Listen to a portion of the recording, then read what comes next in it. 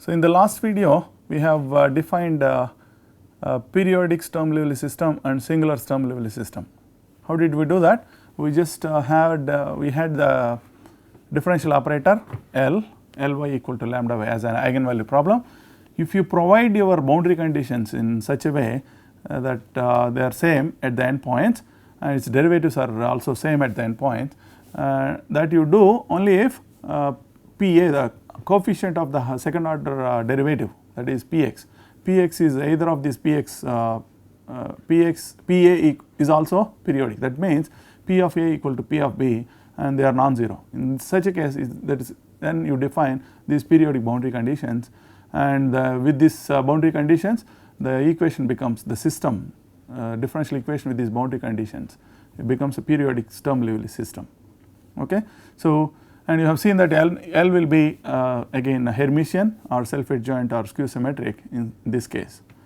So, you also the dot product will be same, and you also have seen what is a singular sturm Liouville system, and when P of A is 0 or P of B is 0 or both of them are 0.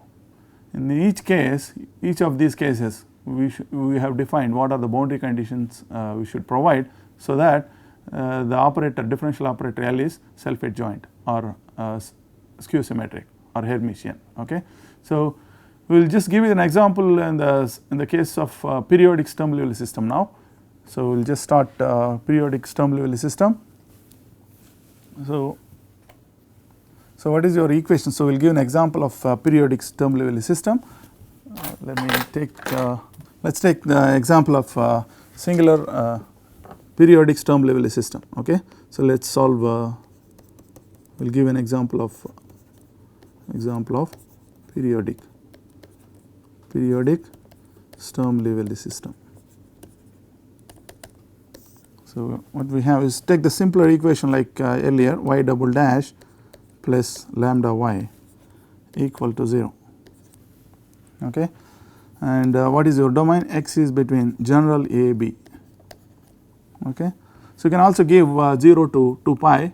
So, for the regular Fourier series. Okay. So, this is what you should take. For regular Fourier series you have to take A equal to 0 and B equal to 2 pi, that we will see. We will see the special case later. So, this is the general equation.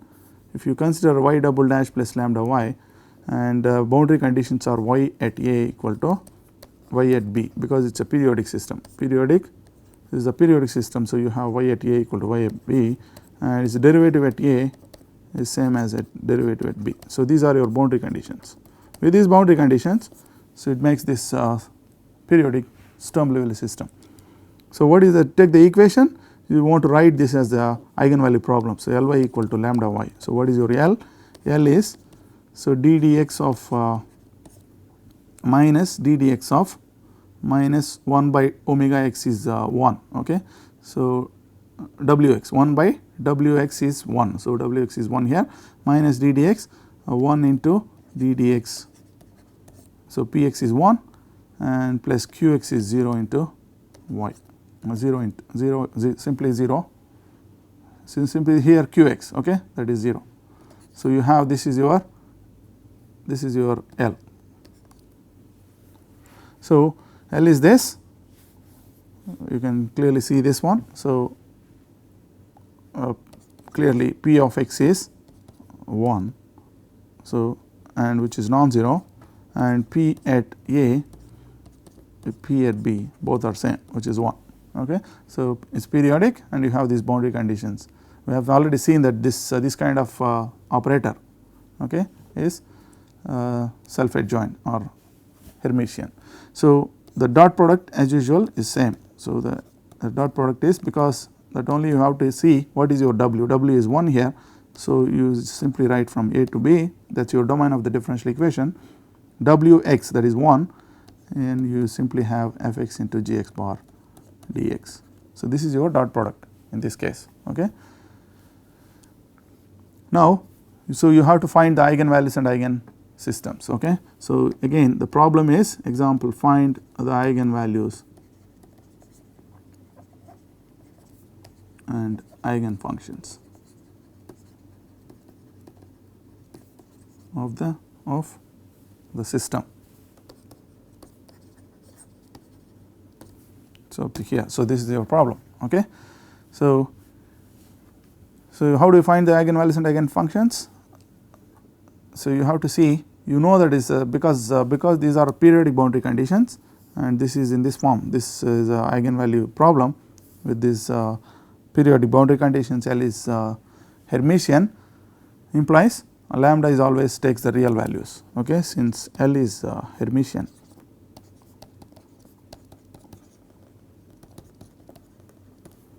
Lambda is real. So, that means lambda is positive or lambda is 0 or lambda is negative. Lambda is negative. So, you can say lambda is negative means minus mu square with mu positive. Here lambda is mu square with mu positive. So, this is how you see either lambda is positive, lambda is 0 or lambda is negative. So, now consider the equation y double dash, in this case y double dash plus lambda is case. So, when lambda is positive case we are dealing. Okay. So, y double dash plus lambda is mu square into y equal to 0, and this what are the general solutions?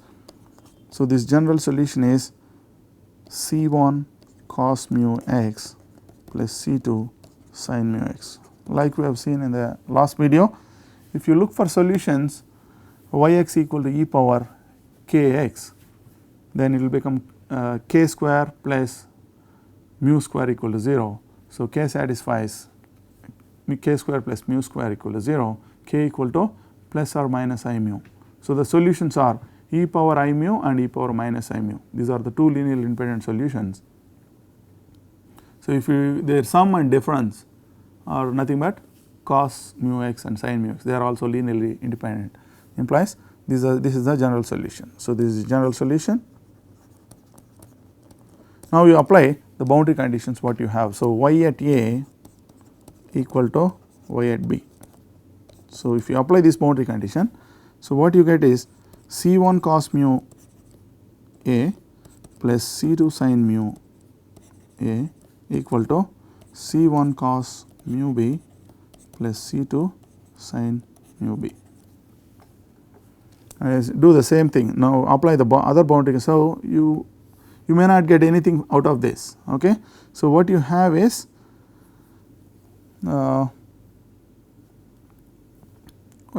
this. Okay. So, this you can rewrite as C1 cos mu A minus cos mu B, this is the coefficient of C1, plus C2 sin mu A minus sin mu B equal to 0. So, this is 1.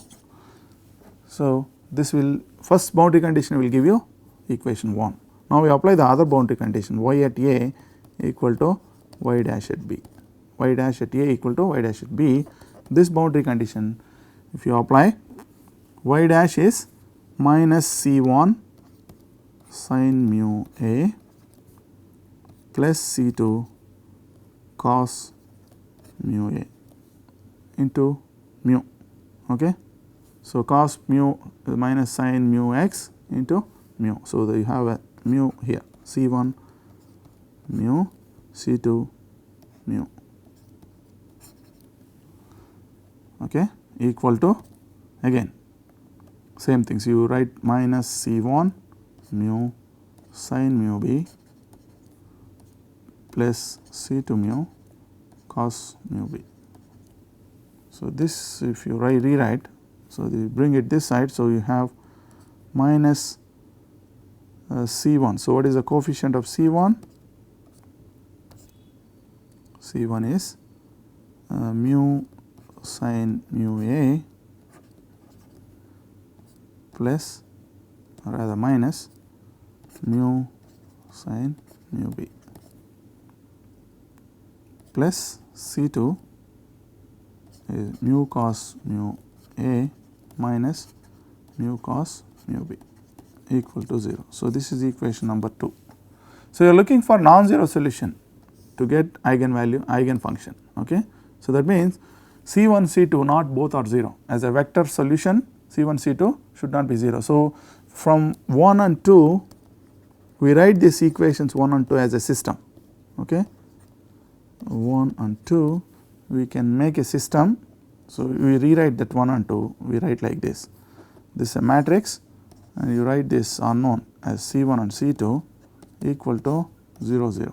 So, these two equations I am writing in a matrix form, that is cos mu A minus cos mu B sin mu A minus sin mu B.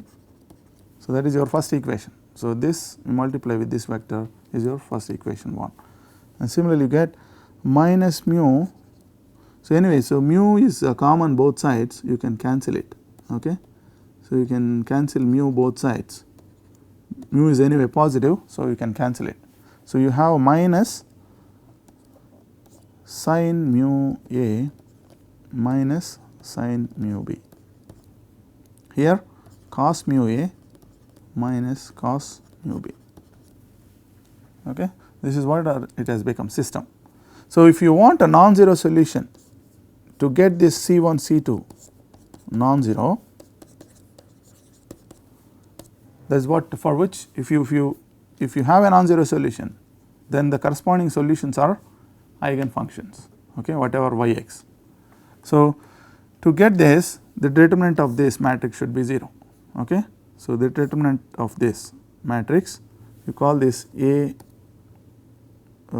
C, C is a vector. Okay. This vector, this is the definition. If you think of the A as this matrix, this is your C, okay, C matrix, C vector, this is a matrix of 2 by 2. So, 2 by 2 cross this 2 by 1. So, if you do this, you get this. So, the determinant of I can write, if to get this we need to get determinant of A has to be 0. So, what is that? What is that determinant of A 0 means?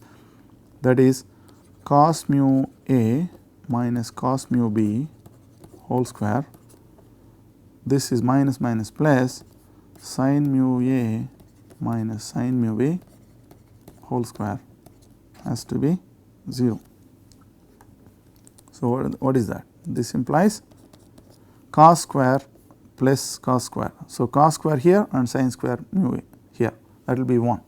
Similarly, cos square mu B plus sin square mu B, that will be another 1. So, you have 1 plus 1 2, what you have is 2 minus 2 cos mu A cos mu B, here minus 2 sin mu A sin mu B equal to 0. So, this is nothing but 2 minus, what is this one, 2 into 2, you can cancel both sides if you want. So, you have 1, what you have is cos mu A cos mu B plus sin mu A into sin mu B equal to 0. So, this is nothing but 1 minus cos mu A minus B or B minus A, because B is bigger, cos does not matter, minus plus.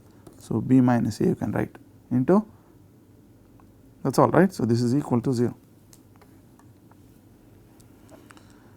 So, to get this one, so I can see from this relation you can find, I have to look for what mu values I can get this relation. So, that is same as you want cos mu B minus A equal to 1.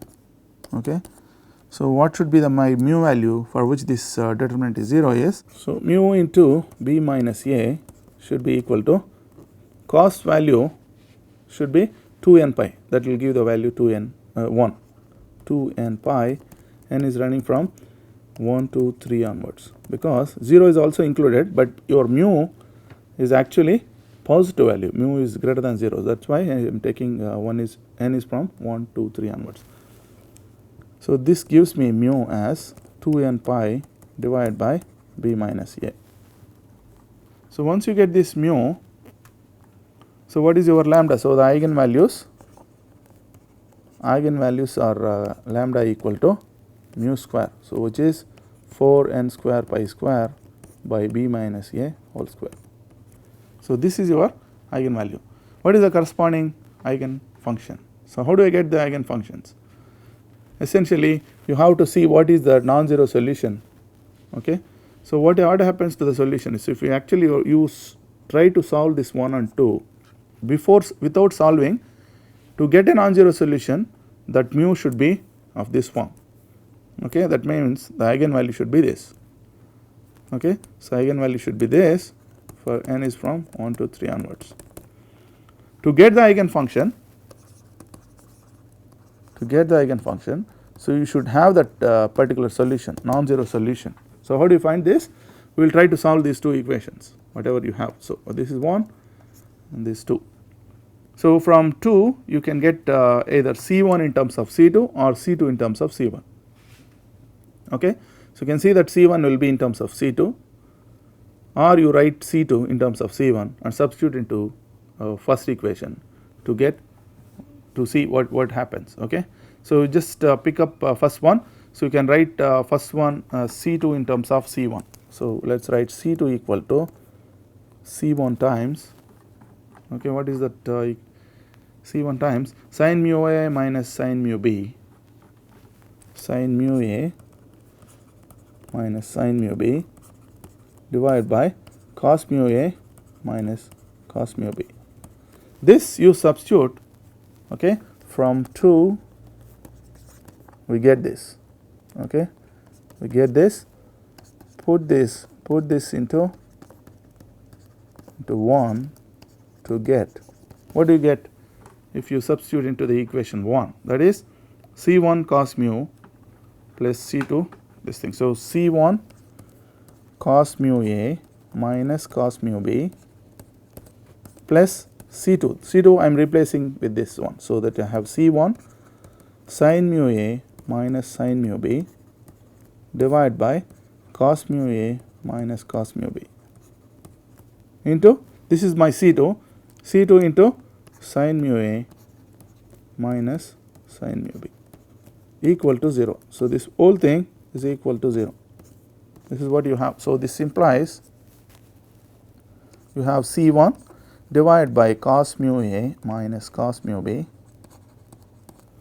okay, and what you have is, if you do this, if you take this out, okay, so you get cos mu A minus cos mu B whole square plus sin mu A minus sin mu B whole square equal to 0. So what is this one? So this is actually equal to C1 divided by, and first of all, for all the values of mu, these values of mu, this cos mu A minus cos mu B is actually non-zero, that you can see, okay, or sin mu A minus sin mu B is actually non-zero for these mu values. For these mu values, okay, we can see that these quantities are never be 0 if A is different from B, okay, if A is not equal to B. So this is always true. So first note that this quantity is never be 0 and this quantity never be 0. So keeping this in mind, you can see that C1 divided by, this is a non-zero quantity, so mu A minus cos mu B. What you have is cos square mu A plus sin square mu A, that is 1, plus cos square mu B plus sin square mu B here. So that will become 2 plus 2, and then you have minus 2 cos mu A cos mu B here, it will become, you will get sin mu A into sin mu B. This is what you get, equal to 0. So what is this one? This is actually equal to C1 divided by cos mu A minus cos mu B, and 2 comes out. So what you get is 1 minus, this is actually cos B minus A into mu, okay, cos mu times B minus A equal to 0. And actually mu satisfying this equation, this exactly equation. So this is equal to 0, sorry, okay. So this is actually equal to 0 for those mu values. So if this is 0, right, this cannot be 0, right. So this is anyway, this is non-zero and 2 is non-zero. So you have C1, C1 can be, that implies C1 is arbitrary. C1 can be anything, So, essentially that arbitrary constant, that C1 you want to find out. So, C1 can be whatever value of C1, this relation is true. Okay. So, because this quantity is 0 for these mu values, and this for those mu values this denominator is non-zero, and C1 has to be arbitrary. You can take any C1 value. And similarly, you can get, I will just try to get this same thing here. So, you can parallelly you can have C1 in terms of C2, that will give you cos mu A minus cos mu B. From equation number 2 you will get this, either this or this, okay, sin mu A minus sin mu B into C2.